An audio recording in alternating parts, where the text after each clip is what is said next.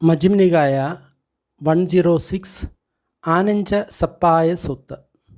ये जो सूत्र है परम शांति के बारे में है। आनंच का मतलब जो परम शांति, जो बहुत स्थिर है, नित्य है, बिल्कुल हिलता नहीं है, उसको आनंच ऐसा करके बुलाता है। सप्पाय का मतलब कुशल। मैंने ऐसा सुना था, एक समय भगवान कुरु के देश में विहार कर रहे थे। कुरु के देश में एक नगर था, उसका नाम था कम्मासा धम्मा। उसके समीप भगवान विहार कर रहे थे। भगवान पहले यही जगह पर सतिपट्ठान सूत्र का उपदेश दिया था। वहाँ पर भगवान ने भिक्षुओं को ऐसा संबोधित किया, भिक्खवे जी गुरुवे, ऐसा करके उन भिक्षुओं ने भगवान को प्रत्युत्तर दे दिया। भगवान इस प्रकार बताया, भिक्षुओं, जो इंद्रिय सुख है वो अनित्य है, तुच्छ है, मिथ्या है, हमको मार्गभ्रष्ट कर लेता है। भिक्षुओं, ये जो इंद्रिय सुख है माया की तरफ है, मूर्ख लोग उस पर शोक कर लेता है। जो भी इंद्रिय सुख है या काम है, इस जन्म में भी और आने वाला जन्म में भी, जो इंद्रिय सुख की संज्ञा है या काम संज्ञा है, इस जन्म में भी और आने वाला जन्म में भी, ये दोनों मार की अधीन में हैं। ये दोनों मार का विषय है, मार का भूमि है। यहाँ पे मार का मतलब दुष्ट शक्ति ऐसा कह सकता है, नहीं तो अपने भीतर की ही विकार उसको ऐसा कह सकता है, नहीं तो एक देवपुत्र मार है ऐसा भी हम कह सकता है। उसके कारण पाप, अकुशल, राग, द्वेष, क्रोध इसका कारण बन जाता है। और ये सब आर्य श्रावकों को यहाँ पे अपने शिक्षा में बाधा पैदा कर लेता है। भिक्षुओं, एक आर्य श्रावक उसके बारे में ऐसा सोचने लगता है, जो इंद्रिय सुख है या काम है, इस जीवन में भी और आने वाला जीवन में भी, जो काम संज्ञा है, इस जीवन में भी और आने वाला जीवन में भी, ये सब मार का अधीन में है, मार का विषय है, मार का भूमि है। उसके कारण अकुशल धर्म, राग, द्वेष और क्रोध जैसा विकारों को बढ़ावा देता है। और ये सब आर्य श्रावकों को यहाँ पे जो शिक्षा अभ्यास करता है उसका बाधा पैदा कर लेता है। क्यों न मैं महगध चित्त से अपने हृदय को विशाल करके इस लोक को आधिपत्य करूं और मन को निश्चल क्यों नहीं करूं। यहाँ पे महगध का मतलब हृदय को बढ़ाना का मतलब जो मैत्री का जो अभ्यास है उसके बारे में यहाँ पे भगवान सूचित कर रहा है। तब उसके बाद मेरे मन में कोई अकुशल धर्म नहीं रहेगा, जैसे राग है, द्वेष है, क्रोध है, ये सब नहीं रहेगा। उसको छोड़ते हुए मेरा मन सीमित नहीं रहेगा, असीमित रहेगा, नहीं तो अप्रमाण रहेगा, असीमित रहेगा और सही तरह से भावना किया है ऐसा रहेगा। इसी प्रकार अभ्यास करते हुए, इसी प्रकार ध्यान करते हुए, बार बार इस प्रकार अभ्यास करते हुए उसका मन में इसके बारे में प्रसन्नता उत्पन्न होता है, उसमें आत्मविश्वास आ जाता है। इस आत्मविश्वास के कारण वो भिक्षु यहीं पर परम शांति का अवस्था प्राप्त कर लेता है, नहीं तो प्रज्ञा से वो विमुक्त हो जाता है। जब उस भिक्षु का मृत्यु के बाद अपनी शरीर छूट जाता है, उसका जो विज्ञान है वो परम शांति का जगह में फिर उत्पन्न होता है। इसका मतलब जो ब्रह्मलोक में वहाँ पे बिल्कुल परम शांति है, वहाँ पे उसका पुनर्जन्म हो जाता है। भिक्खवे, यही है प्रथम रास्ता या पहला रास्ता। इसको अभ्यास करते हुए वो व्यक्ति परम शांति का अवस्था को प्राप्त कर लेता है। भिक्षुओं, फिर एक आर्य श्रावक ऐसा सोचता है, काम या इंद्रिय सुख इस जीवन में भी और आने वाला जीवन में भी, काम संज्ञा इस जीवन में भी और आने वाला जीवन में भी, जो कुछ रूप जहाँ पे है वो सारा रूप 4 महाभूतों से बना है, नहीं तो उस 4 महाभूत से उपादाय रूप, उसका मतलब उस 4 महारूप से फिर जो रूप बनता है उससे बनाया हुआ है। यहाँ पे काम संज्ञा का मतलब मन में जो काम का विषय में सोच करके अच्छा है बुरा है इसके बारे में जो बोलता है इसको काम संज्ञा बोलता है। चार महाभूत का मतलब जो पृथ्वी है, जल है, अग्नि है, वायु है, इसको चार महाभूत ऐसा कहता है। इस प्रकार अभ्यास करते हुए, इस प्रकार ध्यान करते हुए, बार बार अभ्यास करते हुए उस भिक्षु के मन में उसके बारे में आत्मविश्वास आ जाता है। उस आत्मविश्वास के कारण उसी जीवन में ये परम शांति का अवस्था का प्राप्त कर लेता है, नहीं तो प्रज्ञा से वो विमुक्त हो जाता है। मृत्यु के बाद उन लोग का जब शरीर छूटता है, उन लोगों का जो विज्ञान है परम शांति के अवस्था में फिर वो जन्म लेता है। आनंदचूपकम, ये जो दूसरा रास्ता है जिससे हम ये परम शांति का अवस्था को प्राप्त कर लेता है। फिर एक आर्य श्रावक ऐसा सोचता रहता है, इंद्रिय सुख या काम इस जीवन में भी और आने वाला जीवन में भी, काम संज्ञा इस जीवन में भी और आने वाला जीवन में भी, रूप इस जीवन में भी और आने वाला जीवन में भी, रूप संज्ञा इस जीवन में भी और आने वाला जीवन में भी, ये सब अनित्य है। जो अनित्य है उसको आस्वादन करना उचित नहीं है, उसको स्वागत करना उचित नहीं है, उससे आसक्त होना उचित नहीं है। इस प्रकार अभ्यास करते हुए, उसमें बार बार ध्यान करते हुए उस भिक्षु के मन में उसके बारे में आत्मविश्वास आ जाता है।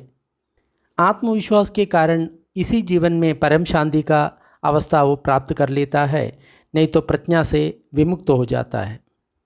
मृत्यु के बाद, शरीर छूटने के बाद उस भिक्षु का जो विज्ञान है वो आनंद शांति की जगह पर जाकर के पैदा होता है, वहाँ पे पुनर्जन्म लेता है।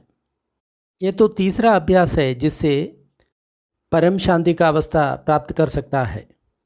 यहाँ पे आनंद सप्पया, इसका मतलब है अरूप ब्रह्मलोक का जो भूमि है उसके बारे में यहाँ पे बताता है।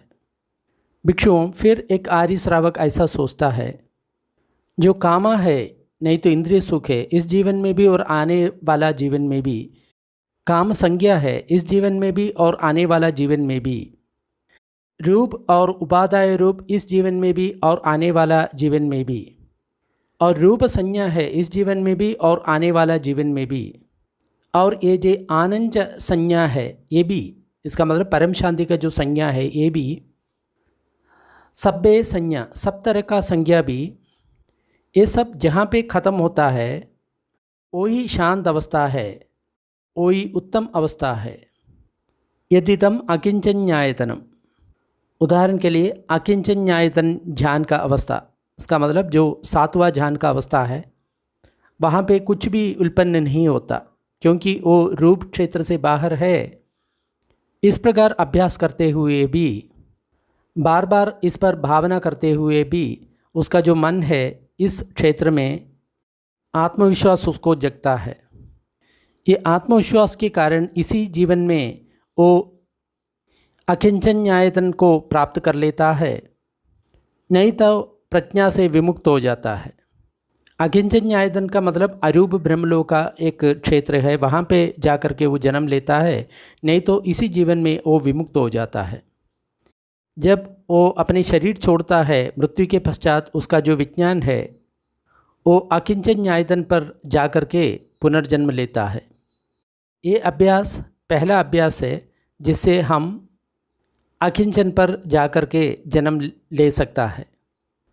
फिर भिक्षुओं, एक भिक्षु, एक आर्य श्रावक एक अरण्य में जाकर के, वृक्ष मूल में जाकर के, शून्यागार में जाकर के इस प्रकार सोचता है, ये जो अत्ता या आत्मा है ये शून्य है, जो कुछ इस अत्ता या आत्मा का है वो भी शून्य है। इस प्रकार ध्यान करते हुए उसका मन यहाँ पर आत्मविश्वास पा लेता है। आत्मविश्वास के कारण उस भिक्षु को यहाँ पे अकिंचन्यायतन का अवस्था प्राप्त कर लेता है, नहीं तो प्रज्ञा से वो विमुक्त हो जाता है। जब शरीर छूटता है मृत्यु के बाद, तो उसका जो विज्ञान है वो अकिंचन्यायतन पर जाकर के जन्म लेता है। ये दूसरा रास्ता है जिससे अकिंचन न्यायतन अवस्था को प्राप्त कर सकता है। भिक्षु, एक भिक्षु फिर ऐसा सोचता है कि आर्य श्रावक ऐसे सोचता है, मैं किसी का भी नहीं है, किसी जगह का भी नहीं है और कुछ भी मेरा नहीं है, कुछ जगह भी मेरा नहीं है। इस प्रकार अभ्यास करते हुए, इस प्रकार ध्यान करते हुए उस भिक्षु को यहाँ पर आत्मविश्वास जग जाता है। आत्मविश्वास के कारण वो अकिंचन न्यायतन पर प्राप्त कर लेता है, नहीं तो प्रज्ञा से वो विमुक्त हो जाता है। जब उन लोगों का शरीर छूट जाता है, मृत्यु के पश्चात उन लोगों को जो विज्ञान है अकिंचन न्यायतन ऐसा जगह में जाकर के जन्म लेता है। ये है तीसरा प्रकार का अभ्यास का रास्ता। इससे अकिंचन न्यायतन का अवस्था का प्राप्त हो जाता है। भिक्षुओं, फिर एक आर्य श्रावक ऐसा सोचने लगता है, काम या इंद्रिय सुख इस जन्म में भी और आने वाला जन्म में भी, काम संज्ञा इस जन्म में भी और आने वाला जन्म में भी, रूप और उपादाय रूप इस जन्म में भी और आने वाला जन्म में भी, रूप संज्ञा इस जन्म में भी और आने वाला जन्म में भी, आनंच संज्ञा, अकिंचन न्यायतन संज्ञा, सब तरह का संज्ञा, ये सब जहाँ पे ख़त्म होता है वहाँ पे कुछ भी बाकी नहीं रहता, वो शांत अवस्था है, बहुत उत्तम अवस्था है। यदिदम नेव संज्ञा ना संज्ञा आयतनंदी, ये जो नेव संज्ञा ना संज्ञायतन अवस्था है यही सबसे शांतिदायक अवस्था है। इसका मतलब आठवीं ज्ञान के बारे में बोलता है। इस प्रकार अभ्यास करते हुए, इस प्रकार ध्यान करते हुए उस भिक्षु इस क्षेत्र में, उस भिक्षु को आत्मविश्वास आ जाता है। इसका मतलब वो अच्छी तरह अभ्यास करते हुए इसको समझ लेता है, तब आत्मविश्वास आ जाता है।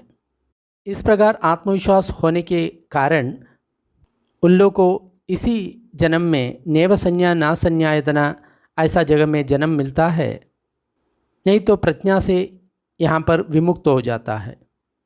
ये ध्यान देना योग्य बात है। कोई ये बोलता है कि 5वीं ध्यान से 8वीं ध्यान तक अरूप ध्यान है, उसके बाद कोई मुक्ति नहीं मिलता। वो जो बोलता है इस सूत्र को ज़रूर उन लोगों को फॉरवर्ड कीजिए, क्योंकि यहाँ पे भगवान बोलता है 8वां ध्यान के बाद आपको मुक्ति मिलता है। जब उन लोगों को शरीर छूट जाता है मृत्यु के बाद, उसका जो विज्ञान है नेव संज्ञा ना संज्ञा ऐसा जगह में जाकर के जन्म लेता है। इसके मतलब सबसे ऊंचा जो अरूप ब्रह्मलोक है वहाँ पर जाकर के वो जन्म लेता है। ये जो अभ्यास है नेव संज्ञा ना संज्ञायतन ऐसा अवस्था को प्राप्त करने के लिए बहुत उत्तम है।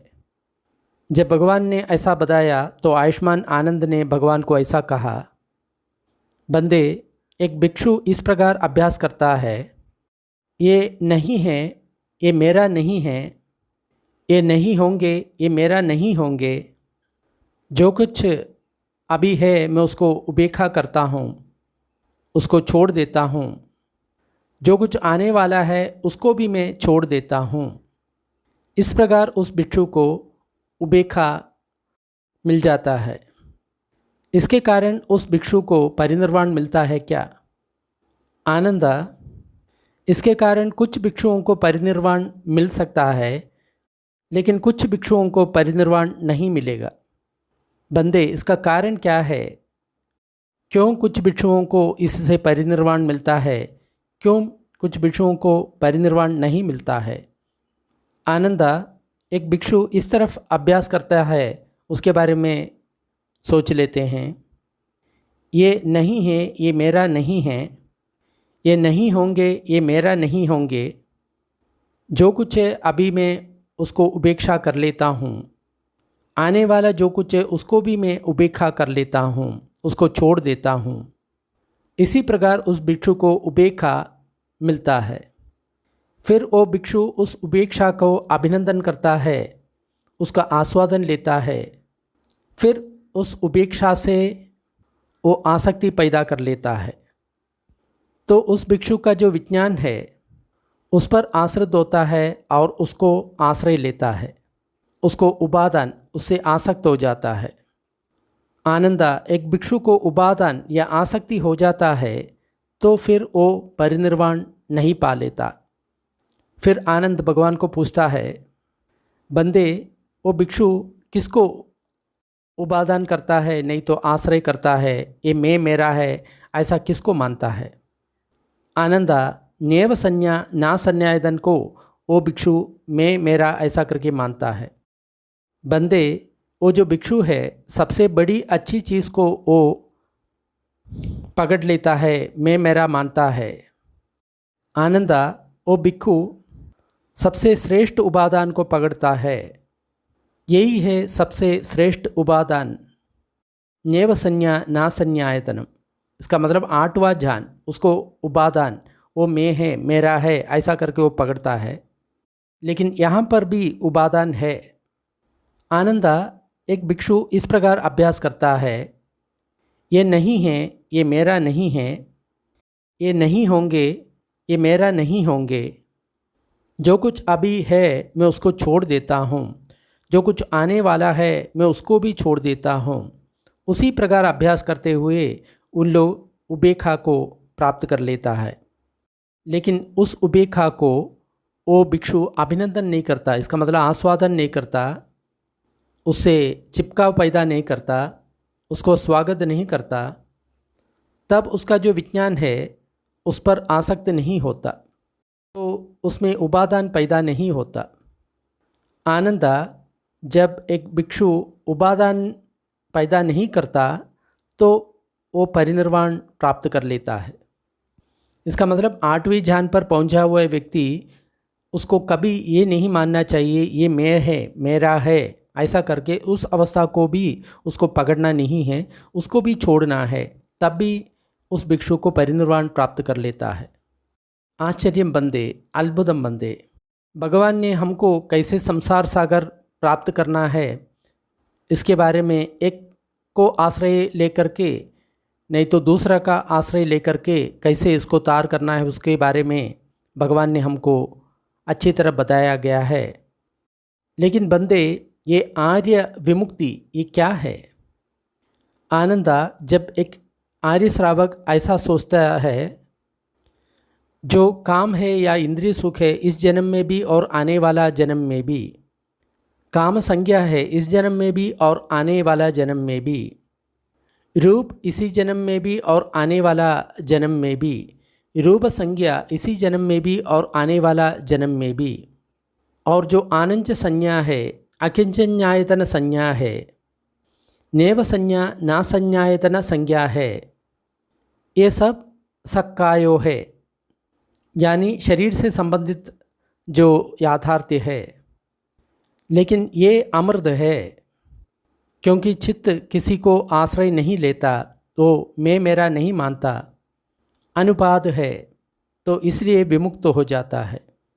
आनंदा में आनंद सप्पाया पटिपता ये सिखाया है, इसको कैसे प्राप्त करना है ये मैंने सिखाया है। नेव संज्ञा ना संज्ञायतना ये कैसे प्राप्त करना है इसको मैंने सिखाया है।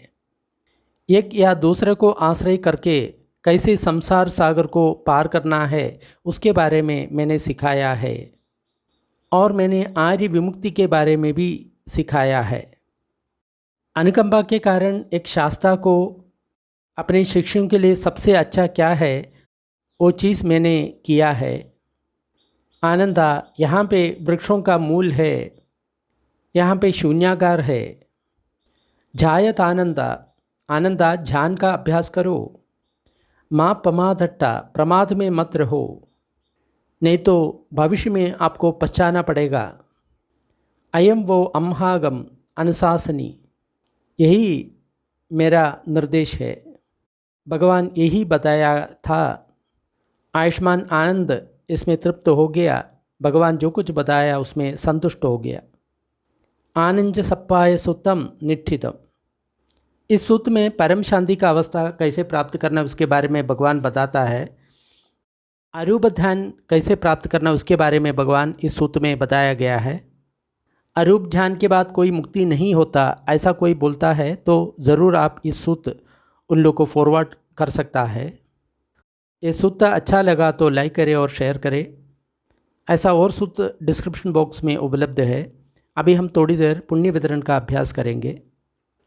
सारे दुखियारे प्राणी दुख विमुक्त हो, सारे भयभीत प्राणी भय विमुक्त हो, सब प्राणियों को मुक्ति मिले।